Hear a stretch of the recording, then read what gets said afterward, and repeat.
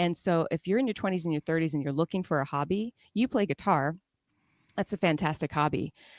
But there's might be somebody else that's like, guitar is not my thing. I don't want to get the calluses. What would I like to do? Consider learning how to cook. And you can start with the way that I did, which was 3 steps. If the recipe had more than 3 steps, I wasn't going to do it. And so I would love to talk to you about if we could bridge your guitar playing into how you formed a habit, because I think that's essential. What we're going to talk about a lot of things that are exciting and interesting, but how do you get there? How do you become the guy that can sing John Denver songs, which was my favorite of your songs that you played, and you play fairly well. I don't know how long you've been playing, but can we talk about how you started? Like, it started with an inspiration, and then I'll bring it back to how you can create cooking as a hobby from what you're going to tell me about your guitar playing. Yeah, of course, because I mean that's a hobby that I need to start cooking. I just don't see myself. Every time that I need to cook, I just tell myself I don't have time. Mm. I don't know how to do anything, and then so I just don't do it. But Mm-hmm. going back to the guitar, I always wanted to play the guitar. I always, as a kid, I always saw other people playing guitar. It was inspiring, you know. And then one day I approached this buddy of mine and asked how he played super well. I asked him, "How long have you been playing?" And he said 3 years, and this was devastating. I was like, what? I need to invest 3 years of my life in order just to play like you do? That's absurd. I'm not doing that. And then I spent another 10 years just being miserable because I could not play the guitar. And then I just stop and think to myself, wait a minute, it's been 10 years and the guy said three. I could have learned a long time ago. Wow. So I just, and then I think when I was 28, 29, I just told myself, it doesn't matter how old I am, I want to do it. It doesn't matter how long it takes, I will do it. It's something that I always wanted to do. And then I started doing it, and I sucked at the beginning. Mm-hmm. It was horrible. But what kept me going, what prevented me from stopping was like, I'm not. I kept telling myself, yes, I suck, but I'm a guitar player. I'm a horrible guitar Mm-hmm. player, but I am one. And you need to suck in order to get better. Just part of the process. And well, that's the mindset, and that's the first mindset. So I am a horrible guitar player, but I am a guitar player. And the second Mm-hmm. mindset was, what was it again? Have fun. As long as I'm having Yes. fun and have consistency, I'm gonna get there. There you go. Fun, consistency, and I am a guitar player, even though I'm bad. And there you go. It's been I love it. just to conclude. It's been what, 3 4 years now. There you go. I did it. Now you're doing it. And if you go to for the listeners, for the listener that wants to go and listen, you have some of your songs on Instagram, which is really sweet. And you're a very good guitar player. I mean, Thank you. it's Thank you. remarkable, and you did that in 3 to 4 years. So can we kind of dissect that? I want to dissect that so that we can look at that in terms of habit creation, because I did the same with learning languages. So, sprechen Sie Dutch? Ja, sehr gut. Ich, ich nicht sprechen Deutsch. Ich sprechen Französisch, English, und ein bisschen Spanish. So I just said to Brew, do you speak German? And then I followed it up with, I don't speak German because I don't. I learned how to speak a 15-minute conversation in 3 months through my boss's channel, which is Fluent in 3 months. But then I stopped because the pandemic came and I couldn't get to Austria, which is where I was going. So are you a native German speaker? No, no, I'm Brazilian No? actually. It's crazy. That's that's what I was guessing. Your accent sounds a little, but I don't speak Portuguese. But you could probably understand my Spanish. And then I said, I don't speak German, but I speak French and Spanish and a little Spanish and English. And the reason I do that is because it is the way for me to start conversations with people that speak German. It's like if you speak in someone's target language, in their native language, you can open up a whole new world with one sentence. Like I knew 2 sentences. I don't remember anything else.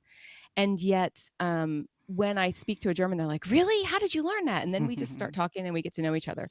So the first thing that I started with language learning, like you, is I am a really bad speaker of German or French or Spanish, but I am a speaker. We made it our identity. I am a guitar player. Hmm. And so you could say the same to someone that's learning how to cook. I like to use the word homesteading, which I can explain to you in a minute, but I can say, I am a homesteader. I know nothing at this moment, but I am a homesteader. And then you start with You talked about the myths that you have. I don't have time. So I often see three myths. We're going to do this German counting, right? You start with the thumb. The Germans always do number one with the thumbs up. So number one is I don't have time. Number two, I don't have money. And number three, it's too complicated. That's usually the excuses or myths or reasons that people give me when they want to learn something but they can't. And you said I don't have time. I don't have time to cook. And I don't have time to do guitar, and it's going to take 3 years, and then later it's 10 years later you haven't done anything and you want to. So when we look at I don't have time, the first thing that we do is break it down into incremental moments that you can learn something. I like to do habit stacking and habit chaining. That's from Atomic Habits by James Clear. Love that book. It's so great. And James Clear says to take whatever habit you have now. So, for example, you want to play guitar, but instead, when you come home, you play video games because you're exhausted and you want to turn your brain off. You've worked a long day and that is your habit, and you feel terrible about it. You don't want to play video games. You often end up playing video games for 2 hours and you said you were going to make dinner and then you didn't.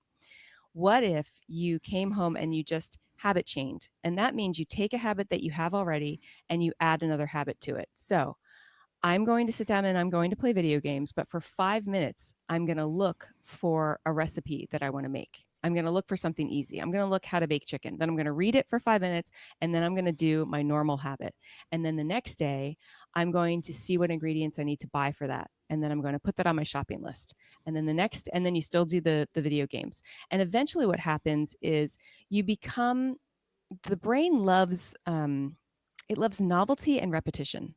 So the brain likes knowing I'm going to come home and I'm going to watch my favorite TV show and binge on it. Or I'm going to come home and I'm going to do a video game, because that's the routine. It's kind of comforting to come home and know what I'm going to do. It also likes novelty, which is why video games work so well. You don't know if you're going to die on the first level or you're going to die on the 50th level. Same with TV. You don't know what's going to happen the next time. When you start adding to that routine, a routine that's going to give some self-improvement. So for you, you could even say that you were playing guitar. I had a friend of mine that learned guitar, and he would watch the same movie, like old movies that he knew, and he'd do the scales while he was doing it. He was just doing the thing. He was just getting the motor skills going. And that was his version of habit stacking. So that first one was habit chaining. The second is habit stacking, where we take a habit and we stack another onto it. For example, when I wash dishes, because when you cook food, there will be dishes. I have not figured out a miracle cure to those. But what I do is I'm always listening to a podcast about something that interests me. And I'm usually going down one thread at a time. So when I was learning how to cook, I would listen to language learning podcasts because I just wanted to learn, but I also wanted to, get my dishwashing done. Now, I do it mostly for medical stuff. So I'm interested in doing a master course on castor oil and how it can heal the body. So I just made a playlist of all of the episodes that exist on Spotify or wherever you get podcasts for castor oil. And I'm listening to each one, and I'm hearing people tell me how they hate it and people tell me how they love it, but I'm learning, and I'm doing that while I'm washing dishes.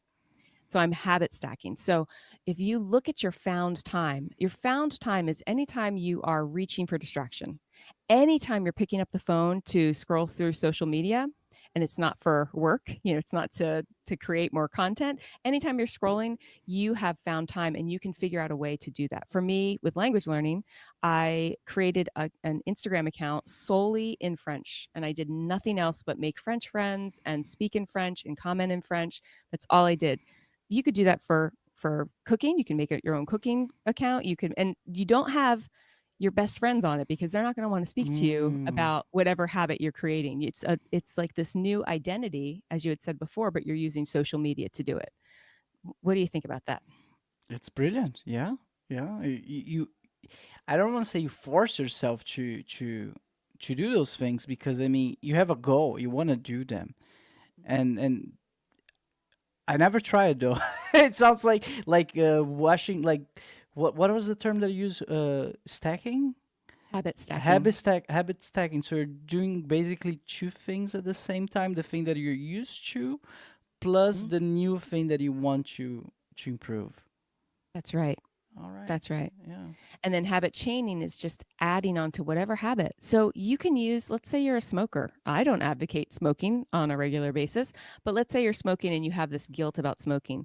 But what if every time you smoke, you then go on your account, your Pinterest account or whatever you're doing, or going, I learned a lot from YouTube and just watch a 5 minute sorry, 5 minute video on how to bake a chicken, like the very basics. Because I love starting with baked chicken because it's super easy. And now you have fast food for 3 days, right? You can make a sandwich, you can make a soup, you can just have chicken with potatoes on the side. Like you've got 3 or 4 meals, and it's very easy. Mm, mm. Yeah, yeah. Sounds powerful. Habit stacking, habits chaining. What I knew, I think I knew a similar concept to that. I think it's called Kaizen. It's the Mm, 1 minute Japanese rule. I would say it's similar. The apparently the Kaizen goes the rule goes every day or every week, something like that. You take at least 1 minute to start doing the thing that you want to do.